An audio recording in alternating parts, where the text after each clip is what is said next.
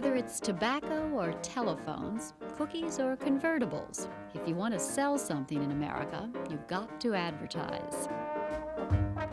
This is just a sampling of the Smithsonian's collection of advertising history, containing more than 3 million artifacts from 100 years of American advertising.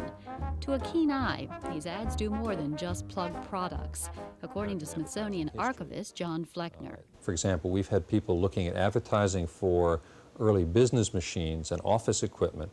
They're interested not so much in the equipment itself, but they were interested in the setting in which the equipment was depicted.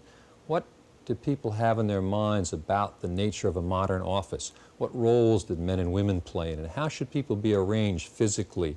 That kind of visual source may be the only source for this sort of information. Besides their use in research, the ads in the Smithsonian collection often appear in museum exhibitions and occasionally even grace magazine covers. Now that so much of today's advertising appears on television, Smithsonian historians are developing new ways of documenting it. Spencer Crew is supervising one project, focusing on one of the most successful ad campaigns of the last 2 decades. Come alive, you're in the Pepsi generation. Advertising companies tend to operate in a way in which there's not a lot of paper verification of the decisions that they make and the construction of advertising campaigns. So what we set out to do in conjunction with Pepsi-Cola over the last year is to have an oral historian interview some of the key people involved in the creation of this Pepsi Generation advertising campaign.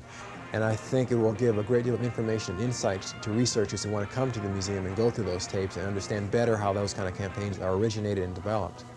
The Smithsonian's Advertising History Collection, preparing to document a new generation of advertising. Here at the Smithsonian, I'm Carroll.